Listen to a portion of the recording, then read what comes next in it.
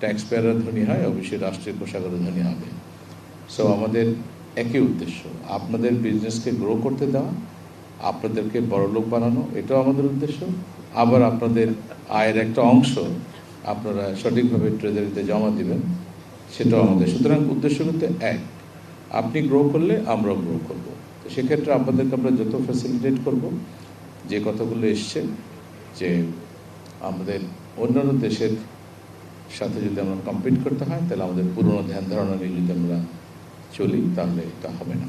সেই ক্ষেত্রে একটা বিগ আমি বলবো পুশ আজকের এই অথরাইজড ইকোনমিক অপারেটর, এবং সেখানে আমাদের কমপ্লায়েন্ট ট্যাক্স পেয়ার যারা দীর্ঘদিন ধরে কমপ্লেন করছেন যে যারা ফাঁকিবাজ তারা ঠিকই ফাঁকি দেয়, আর যত চাপ আমাদের কমপ্লায়েন্ট ট্যাক্স পেয়ার উপর, এটা সব জায়গাতেই, এটা ভিএটিতে আছে, এটা ইনকাম ট্যাক্সে আছে, এবং এটা কাস্টমসে আছে। তা আমরা আসলে এখান থেকে বেরোতে চাই, আমাদের কমপ্লায়েন্ট ট্যাক্স পেয়ারদেরকে দেখে অন্যরা কমপ্লায়েন্ট হবে, আমরা এই প্রতিযোগিতা দেখতে চাই। আমরা মাত্র আজকে 9টা অর্গানাইজেশনকে লাইসেন্স দিতে পেরেছি। এইটা আমি আশা করব এবং আমি চাইব মনে প্রাণে যে সবাই যদি সাহস করে, এবং যেহেতু ওনারা জানেন যে ওনারা কমপ্লাই করেন, তাহলে ওনারা যদি অথরাইজড ইকোনমিক অপারেটরের লাইসেন্সটা নেন, তাহলে কিন্তু আমাদের কাজ অনেক সহজ হয়ে যায়।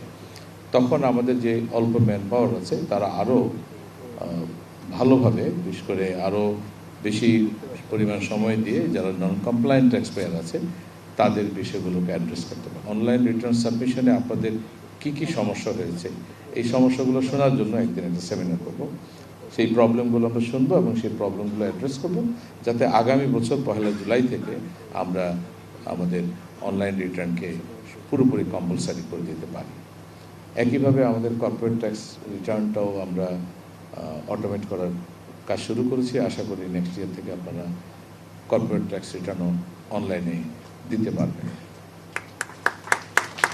তা আমরা চেষ্টা করছি আসলে এনবিআরকে জনবান্ধব এবং ব্যবসা বান্ধব করার জন্য।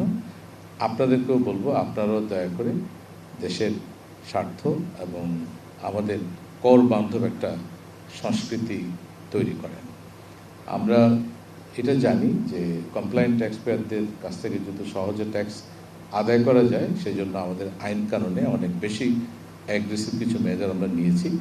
আমরা চেষ্টা করব, পুরোটা উঠাতে পারবো না, একটা মেসেজ আপনারা আগামী বাজেটে পাবেন যে এনবিআর যেই জায়গাগুলোতে একটু বেশি কড়াকড়ি করেছে সেগুলোকে কিছু সহজীকরণের একটা মেসেজ আপনারা পাবেন। আর যখন আমি ট্যাক্স বেস বড় করতে পারবো, 100% ভ্যাট পেয়ার যখন ভ্যাট দেওয়া শুরু করবে, 100% ট্যাক্স পেয়ার যখন ট্যাক্স দেওয়া শুরু করবে, তখন আমরা এগুলো অনেকাংশেই রিডিউস করতে পারবো।